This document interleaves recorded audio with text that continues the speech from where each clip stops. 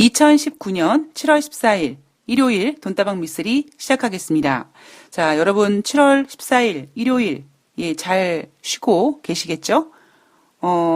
제가 여러분 2019년 하반기가 시작이 되었어요 라고 전해드렸던 것이 어제 같은데 벌써 우리는 7월의 가운데 와 있고요. 우리는 오늘 지난주 7월 두 번째 주 증시와 경제와 글로벌 이슈를 체크하는 시간을 맞이하게 되었습니다.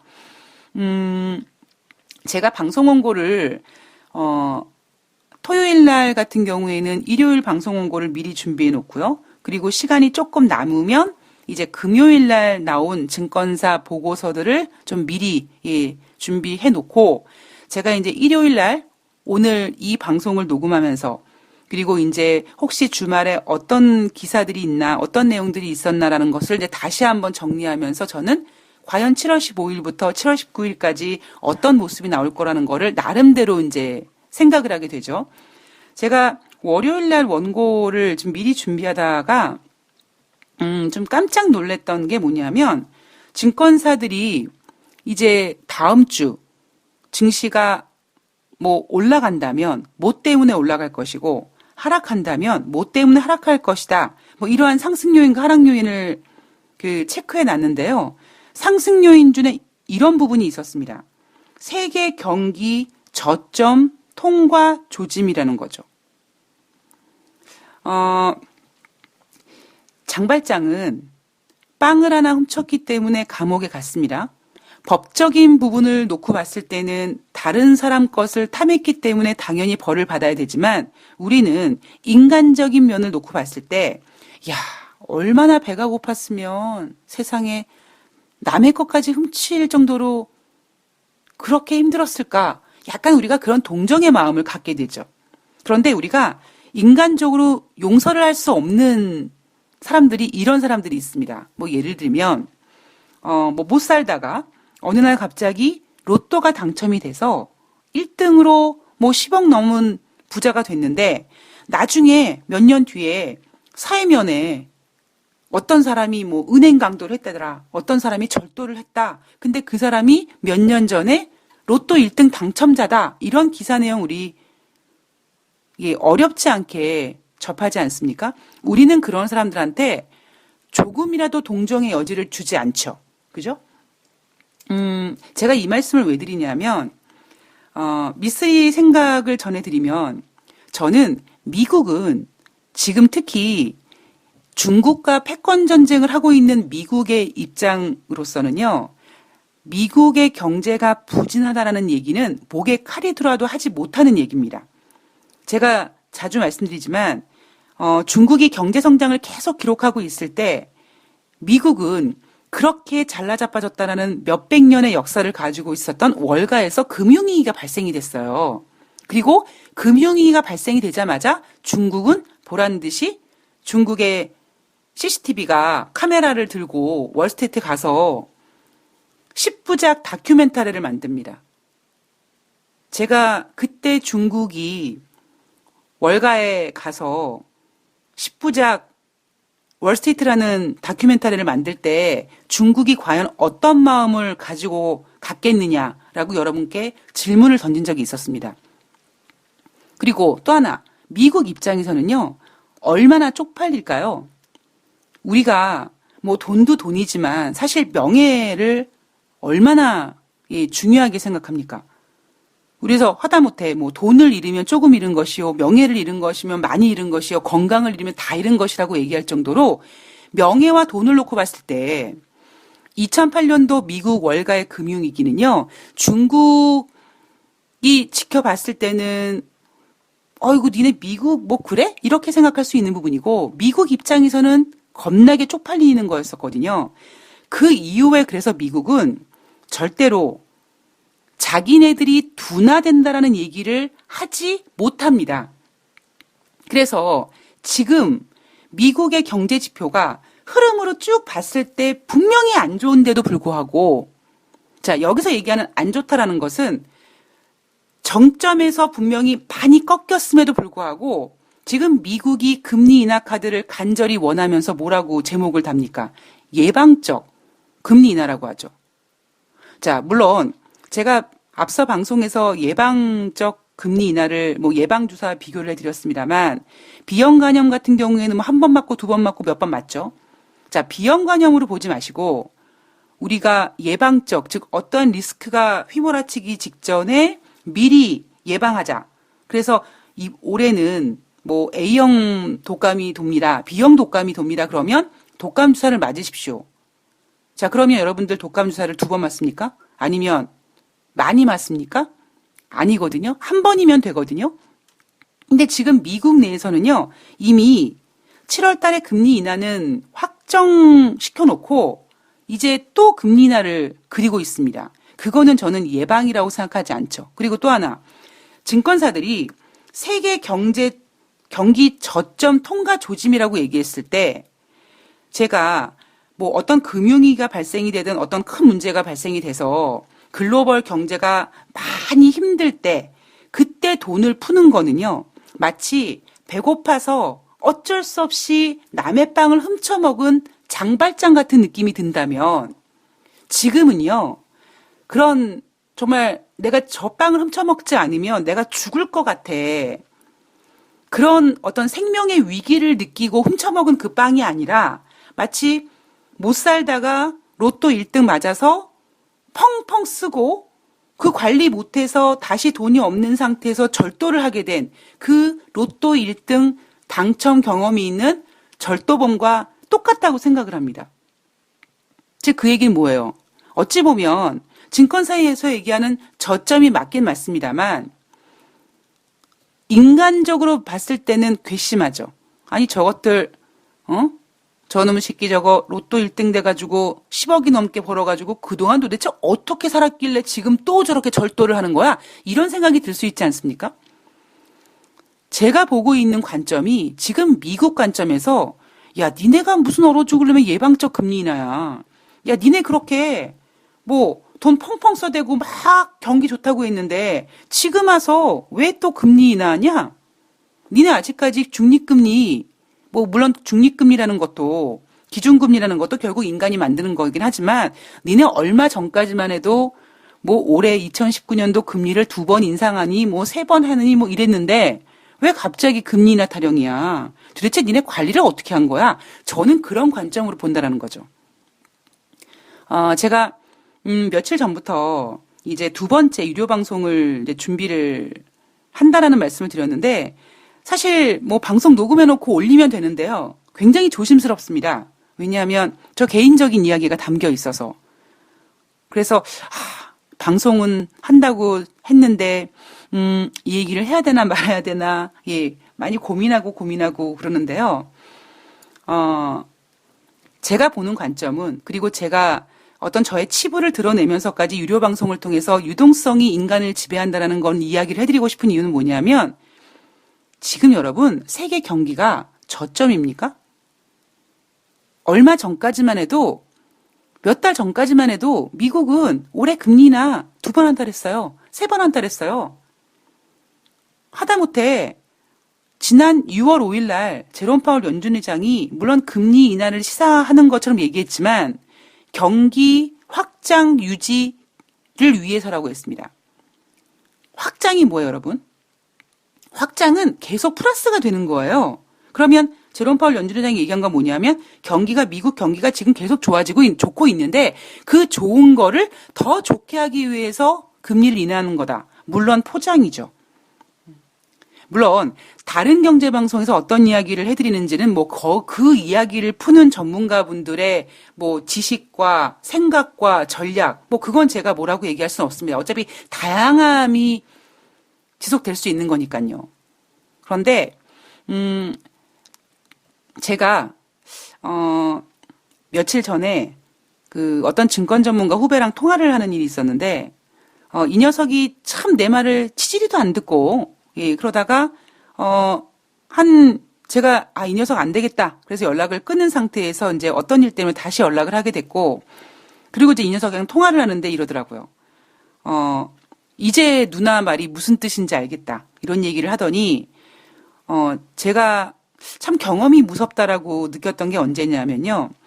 저는 물론 저보다 더 주식 경력이 오래되신 분들은 뭐 IMF도 겪으셨을 거고요. 그리고 IMF 이전에 어떤 그 시장의 그런 모습도 분명히 예, 그분들의 기억에 경험에 담겨 있을 겁니다. 그런데 저 같은 경우에는 IMF 이후에 그 증권사에서 막 그 건물주들이 계약서 들고 와가지고 지점장한테 무릎 꿇고 반대 매매 안 나가게 해달라고 울고불고 하는 것도 봤고요. 2000년도에 IT 버블 때 막 정말 벽돌 두고 와가지고 막 때려 부시겠다고 막 그런 분들도 그런 모습도 봤고요. 그때 이제 대우 사태가 터질 때였죠. 그리고 2001년도 9.11 테러도 봤고요. 그리고 카드 대란, 뭐 SK 대란, 뭐 LG 카드 대란, 뭐 2008년도 금융위기, 2010년도 유럽발 금융위기, 뭐 나름대로 이 바닥에 이제 20년 있다 보니까 이 산이 두 번 바뀌지 않았습니까? 그래서 저는 사실 지난 2015년 8월 달에 그때 중국이 경제 성장률 7%가 안 될 것이다. 그런 전망이 나오고 위안화 가치가 막 하락하면서 증시가 흔들렸을 때 그 증권 전문가 녀석이 완전 멘붕이었었거든요. 근데 그 녀석도 평소 자기 입으로 뭐 자기가 이 바닥에서 뭐 어렸을 때부터 있었는데 뭐 이런 얘기를 했습니다. 그러나 그 2015년 8월 달에 그 생긴 그 문제 때문에 완전 멘붕이 되더라고요. 그래서 제가 야, 그게 뭐가 대수롭지도 않다야. 이렇게 생각했는데 며칠 전에 통화하면서 그런 얘기를 하더라고요.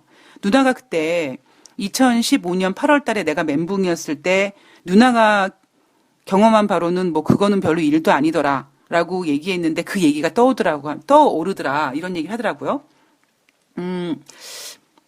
그 여러분들은 글쎄요. 여러분들은 각자 야, 나도 인생의 바닥을 찍어봤어. 이렇게 생각하시는 분들도 계실 겁니다. 그러나 그 바닥의 깊이는 다 다르죠. 물론 저도 인생의 바닥을 찍어봤다라고 얘기하지만 저보다 더 깊숙이 찍어보신 분들도 계십니다. 그러나 최소한 저는 이 바닥에서 정말 이 주식 때문에 모든 거를 다 잃어봤고, 그리고, 그 시점으로 이제 그 어떠한 억울함과 뭐 그런 여러 가지 복합적인 거 가지고 다시 어금니를 꽉 물고 다시 지금 일어나고 있는 이 찰나에 제가 느끼는 건 뭐냐면 지금 2019년 7월 달 지금 현재가 세계 경기가 저점이냐? 저는 아니라는 겁니다. 아직까지 우리는요, 힘들어하는지 몰라요. 힘든지 모릅니다. 그냥 이런 거예요. 아, 내가 카드 값이 좀 늘어나고 있네. 내가 빚이 좀 늘어나고 있네. 앞으로 경제가 좀 안 좋아질 거라고 하니까 내가 수입이 좀 둔화될 것 같네. 그 정도에 대한 우려감이지 저는 아직까지 세계 경기의 저점이라고 생각하지 않습니다. 자, 거기에 대한 이야기는 제가 유료 방송에서 다시 한번 해드리도록 하겠습니다. 뭐 유료 방송 들으시라고 꼬시는 것 같은데 다시 말씀드리지만 저는 그렇게 강요는 하지 않습니다. 네. 그런데, 제 개인적인 이야기가 좀 담겨져 있어서 그냥 노출시키기에는 조금 좀 무리가 있어서, 제가 유료 방송으로 걸어 놓았다라는 점을 다시 한번 좀 양해를 해주셨으면 좋겠습니다. 자, 지난주 한 주를 좀 다시 볼 텐데요. 여러분들 머릿속에 지난주 한 주 증시. 자, 저는 이렇게 제목을 달았습니다. 금리 인하 확정, 꽝꽝꽝. 이렇게 잡았습니다. 자, 여러분 7월 8일 날 월요일 날 증시 어땠나요? 뉴욕 증시. 자, 레드선 걸고요. 7월 5일 날 금요일 날 미국의 경제 지표는 여기서 얘기하는 경제 지표는 고용 지표죠. 고용 지표는 워낙 그 앞선 달에 그지같이 나와서 그 정도까지는 아닌데 즉 비농업자 고용자 지수가 7만 5천 건까지는 아니지만 그래도 한 18만 건 정도는 나오지 않을까라고 예상을 했는데 의외로 22만 건이 나왔습니다. 물론 실업률은 높아졌고요. 임금 상승률은 둔화됐습니다. 저는 그 경제지표 좋다고 보지 않습니다. 특히 4월달, 5월달, 6월달 그 3개월치를 더해서 3으로 나눴을 때 평균 비농업자 고용자 지수는 18만 5천 명입니다. 미국이 정말 고용이 좋다면, 정말 지금 겁나 좋은데 앞으로 더 좋게 하기 위해서, 덜 나빠지지 않게 하기 위해서 예방적인 금리 인하를 한다라고 얘기했을 때, 미국이 정말 그렇게 좋다면 지금 미국의 비농업자 고용자 지수는 20만 건이 넘어가야 되거든요. 근데 어쨌든지 7월 5일 날 발표된 미국의 비농업자 고용자 지수는 7월 5일 날 발표된 6월 달 비농업자 고용자 지수만 딱 떼놓고 봤을 때 22만 건이니까 일단 20만 건이 넘어갔기 때문에 그 전에 발표됐던 7만 5천 건은 완전히 머릿속에 지워버리고, 우와! 예상치가 18만 명이었는데 22만 건이 나왔어. 미국 고용 완전 좋아. 미국 아직 살아있어. 이거 보여줬거든요. 그러자 어머나, 그러면 금리 인하 안 하는 거 아닌가? 그래서 고용 지표는 잘 나왔는데 금리 인하는 안 할 것 같은 걱정 때문에 금요일 날 주식시장이 하락했습니다. 이거 여러분 솔직히 이성적으로 생각했을 때 말이 안 되는 거예요. 그까지 금리 인하가 뭐가 중요해요. 고용 지표 잘 나와서 아직까지 미국이 경기가 좋아. 이게 더 중요한 거지. 그놈의 금리 인하가 뭐가 그렇게 대수롭습니까? 그러나 이제 시장은요. 뭐 미국의 경제 지표가 좋으면 어머 금리 인하 안 하면 어떡하지? 이렇게 뭔가 지금 포인트가 바뀌었다라는 거죠. 자, 그래서 7월 8일은요. 와, 지난주 7월 5일 날 금요일 날 발표했던 고용 지표가 좋았네. 그리고 7월 8일 날 금리 인하를 후퇴시킬 것 같은 경기 지표가 또 하나 발표가 됐습니다. 그게 뭐냐면 바로 기대 인플레이션이 잘 나왔죠. 지난 앞선 5월 달에 그 계산기를 두들겼던 기대 인플레이션보다 6월 달에 기대 인플레이션이 소폭 상향됐습니다. 어머, 금리 인하 안 하면 어떡해? 그래서 주가는 7월 5일 날 하락했고, 그다음에 7월 8일도 금리 인하 후퇴 우려감으로 하락했습니다. 제가 지금 이 얘기 왜 해드리고 있냐면 여러분들이 돈다방 미세를 쭉 들으시면 그 머릿속에 7월 5일 뉴욕 주식시장이 어땠고 8일날 어땠고 이거를 그림을 그리시는 거예요. 그러니까 우리는 에이 미쓰리 그거 왜 그냥 차트 보면 알잖아. 근데 그냥 차트로 만들지 말고 여러분 머릿속에 차트로 만드시라는 거죠. 그게 저는 진정한 그 본인의 그 자료라고 생각하거든요. 우리가 방송에서 방송하시는 분들 보면 본인이 많이 알고 있는 분들은 원고가 필요가 없습니다. 그죠? 본인 머릿속에서 그냥 술술술술 나오는 거예요. 그런데 그게 안 되면 그냥 앵무새처럼 계속 원고를 이렇게 읽지 않습니까? 그래, 쭉 원고를 읽어서 듣는 사람한테 정보나 어떤 그런 자료를 제공해 주는 거는 가능하지만 그 앵무새처럼 원고를 읽는 사람은 머릿속에는 그 원고를 읽는 사람 머릿속에는 들어가지 않잖아요. 근데 여러분들은 지금 그 앵무새처럼 그 원고를 읽어야 될 위치에 있는 게 아니라 정말 그 내용을 모두 여러분 것으로 만들어서 여러분 스스로가 프로가 돼서 여러분들이 뭐 웬만한 경제 방송 같은 거 볼 때 나와서 막 헛소리하는 전문가들 보면 야, 쟤는 어떻게 저런 실력으로 나와서 방송을 하냐? 야, 어떻게 저런 전문가를 출연시키냐? 저 방송국 안 되겠네. 이런 정도까지 판단을 하실 수 있는 개인 투자자가 되셔야 된다라고 저는 생각을 합니다. 그렇기 때문에 차트를 보면 알잖아. 이게 아니라 여러분들 머릿속에 그림을 그리시라는 거죠. 자, 월요일은 어쨌든지 지난 7월 5일 금요일 날 고용 지표가 좋았기 때문에 금리 인하 어머나 안 하면 어떡해. 그 고용 지표가 주말을 보내고 한 번 더 사골국 우려먹듯이 우려먹힘을 당했고요. 거기에다가 플러스 기대 인플레이션이 잘 나왔다라는 점. 그래서 월요일날 주식시장은 하락했습니다. 뉴욕 증시는요. 자, 화요일 날은요. 제롬 파월 연준 의장이 상원과 하원 두 번에 거쳐서 증언을 하게 됩니다. 자, 투자자들은요. 제롬 파월 연준 의장이 금리 인하 하겠다고 그냥 마침표를 딱 찍어 줬으면 좋겠네. 라는 이러한 간절한 바람과 근데 그렇게 좀 제롬 파월 연준 의장이 그렇게 얘기하겠어? 라는 어떤 그런 의구심 이런 것들이 복잡하게 뒤엉키면서 혼조세로 마감했습니다. 다우지수만 하락했어요. 그래서 다우지수는 7월 5일, 7월 8일, 7월 9일까지 연속 3일 동안 하락했다라는 이야기 아마 여러분들 기억하실 겁니다. 자, 수요일 날은요. 드디어 제롬 파월 연준 의장이 의회에서 연설을 시작합니다. 증언을 시작합니다.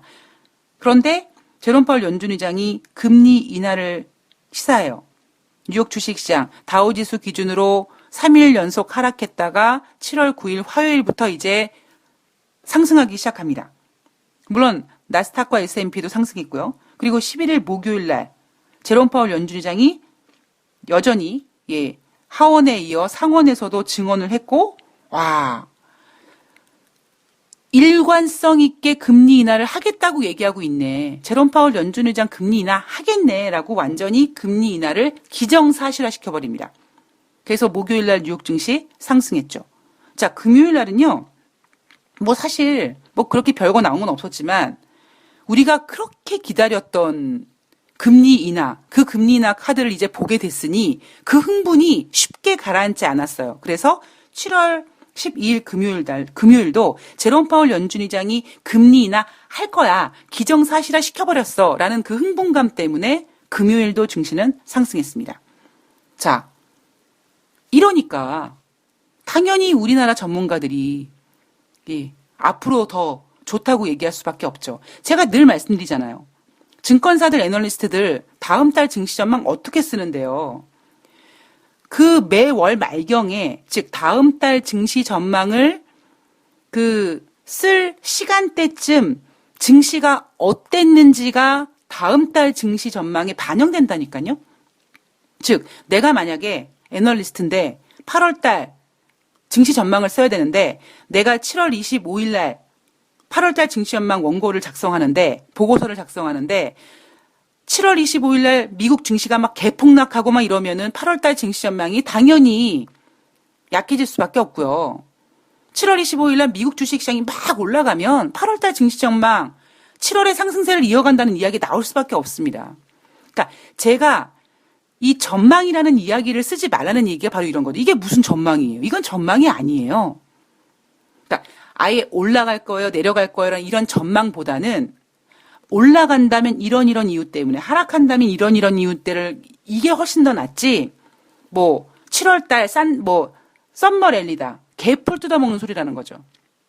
어디 보세요. 7월 22일부터 어떻게 되는지. 금리 인하는요, 우리는 원래 만약에 미국 고용지표가 좋았다. 그거 가지고 미국 주식시장이 7월 5일 날 상승했으면 전 인정. 그런데 오히려 미국 고용지표가 잘 나왔는데도 속된 말로 지랄했거든요. 지금 우리가 포인트를 두고 있는 거는 단순히 급해요. 금리 인하 해야 돼. 이거. 그러니까 이 금리 인하에 지금 꽂혀가지고 다른 것들을 보지 못하기 때문에 금리 인하 기정사실됐고 거기에 뉴욕 증시가 흥분했고 그랬기 때문에 다른 전문가분들이 앞으로 더 갈 수 있다고 얘기하는 겁니다. 물론 앞으로 더 갈 수 있겠죠. 얼마나 더 갈 수 있을까요, 근데? 자, 국제 금값은요. 한 주 동안 0.9% 상승했고요. 지난 한 주 동안 가장 저점이 1,400.00달러였습니다. 즉 월요일 날 어머나 미국이 금리 인하 안 하면 어떡해. 지난주 금요일 날 발표됐던 고용지표 좋았고 기대 인플레이션 좋았는데 그래서 금리 인하 안 하면 어떻게 하지? 금리 인하 안 할 수도 있을 것 같아. 그러면 금값이 약세였죠. 그래서 금리 인하 후퇴설 때문에 금값이 약세였는데 그 금값이 약세임에도 불구하고 1,400은 죽기 살기로 지켰다라는 겁니다. 국제 유가는요. 한 주 동안 60달러 선에서 거의 이제 60달러 안착을 시도했었죠. 상승 요인으로는 이란과 미국의 갈등, 이제 이란과 미국의 갈등을 뛰어넘어 이란과 영국의 갈등, 그리고 이란과 연합군의 갈등으로 확산될 가능성 배제할 수가 없습니다. 자, 올해 7월달 러시아의 산유량 3년 내 최저치라고 합니다. 자, 이유가 뭐예요? 송유관에 이물질이 발견됐기 때문에. 자, 미국의 주간 원유 재고량 시장 예상은 240만 배럴 감소를 예상했으나 950만 배럴 감소해서 시장 예상보다 크게 감소했기 때문에 이 부분이 상승 요인으로 작용이 됐고요. 그다음에 미국의 금리 인하 가능성, 경기 부양 측면으로 해석해서 상승 요인으로 작용됐습니다. 그리고 금요일 날 발표된 원유 수축기 가동 건수 전주 대비 4개가 감소해서 현재 784개가 가동 중입니다. 하락 요인으로는요. 산유국들이 감산을 내년 3월 달까지 연장한다고 했는데도 왠지 경기가 안 좋아질 것 같아. 지금 각국의 통화 정책들이 다 금리를 인하하려고 하는 거 보니까 앞으로 경기가 둔화될 것 같아. 이런 우려감 때문에. 자, 경기가 둔화되면 수요가 감소되죠. 수요 감소 우려감 때문에 국제 유가의 하락 요인이 발생됐다고 보면 되고요. 미국 에너지 정보청 보고서에 보면 올해 미국의 원유 생산량이 지난달에 전망했던 것보다 0.3% 더 많이 생산했다. 많이 생산할 것 같다라는 전망이 나왔고요. 그리고 오펙에서 나온 보고서를 보면 내년도 전 세계 원유 사용량 전망치가 원유 사용량 전망치가 올해보다 134만 배럴 감소될 것이다. 그리고 국제에너지기구에서 나온 보고서를 보면 올해 상반기 원유 시장이 하루에 90만 배럴 이상 공급될 것이다. 결국 이 세 곳의 보고서 내용의 결론은 뭡니까? 물론 올해와 내년의 차이는 있지만 공급과 수요 부분만 놓고 봤을 때 수요는 줄어들 것이고 공급량은 늘어날 것이다. 자, 이런 보고서가 세 군데의 보고서를 통해 나온 결론이라고 보시면 될 것 같습니다. 경제 지표는요. 한 8개, 9개 정도 나왔는데요. 일단 6월달 미국 고용 추세 지수 5월달에 111.2에서 109.51로 하락. 5월달 소비자 신용 전월 대비 170억 9천만 달러 증가. 예상은 170억 달러 증가를 예상했는데, 자, 근데 이 경제 지표는 예상인 170억 달러보다 9천만 달러 더 증가됐다. 이날 경제 지표는 좋았다. 이게 왜 좋은 겁니까? 미국 국민들이 카드를 많이 써서, 신용카드를 많이 써서 소비자 신용이 늘어났다는 겁니다. 왜? 미국은 소비국가니까 미국 국민들이 경제가 좋으니까 혹은 경제가 좋아질 것 같으니까 이렇게 신용카드를 벅벅 긁어댔다. 미국 국민들이 신용카드를 벅벅 긁어대는 건 미국 경기의 어떤 강세를 보여주는 거다. 그래서 이 소비자 신용은 증가되면 증가될수록 좋게 포장되는 거죠. 근데 한편으로 보면 빚이 증가되면 증가될수록 걱정도 해야 되죠. 그리고 전미자영업연맹에서 발표하는 6월달 소기업 낙관지수 5월달에 105.0이었는데 6월달에 103.3으로 하락. 자, 5월달 도매 재고 전월 대비 0.4% 증가했는데 시장 전망치 0.4와 부합했다. 6월달 FOMC 회의로 다수 위원이 단기간 금리 인하 정당화 이야기했고요. 일부 위원은 금리 인하 시 고용시장이 과열되거나 불균형이 우려된다라고 얘기했습니다. 고용시장이 과열되어 개풀 뜯어먹는 소리고요. 자, 6월달 미국의 소비자 물가지수, 생산자 물가지수 모두 전월 대비 0.1% 증가했습니다. 자, 그런데 되게 치사한 게 뭐냐면 예상치가 뭐였습니까? 변함이 없었대요. 즉, 얘네들이 예상치를 변함없음이라고 만들어 놓은 이유가 뭡니까? 일단 금리 인하는 해야겠고, 그렇다고 미국 경기가 안 좋다라고 얘기할 수는 없으니, 사실 0.1% 증가한 거는 굉장히 둔화된 거예요. 그런데 예상치를 변함없음을 했기 때문에, 그래도 예상보다 잘 나왔으니 얼마나 좋아요? 이렇게 포장한 거죠. 대신 금리 인하는 금리 인하대로 끌어들였습니다. 그리고 목요일 날 주간 신규 실업상 청구 건수 전주 대비 13,000명 감소해서 20만 9천 명을 기록했다. 자, 시장 예상은 22만 4천 명을 예상했는데 22만 4천 명보다 적게 나왔고 4월 달 이후 지금 주간 신규 실업상 청구 건수는 최저치다. 자, 그러나 주간 신규 실업상 청구 건수는 4월 이후 최저 수준이긴 하나 4월 이전에 23만 건도 가고 왔다 갔다 했습니다. 즉 그 얘기는 지금 주간 신규 실업상 청구 건수는 변동성에 노출돼 있고 소비자 물가지수와 생산자 물가지수는 아예 기대치를 완전히 낮춰놔가지고 0.1%밖에 증가되지 않았지만 미국 경기가 좋다라고 포장할 만큼 사용했고 금리 인하는 금리 인하래도 땡겼고 그리고 나머지 지표들은 이게 좋습니까? 이게 경기 확장 유지예요?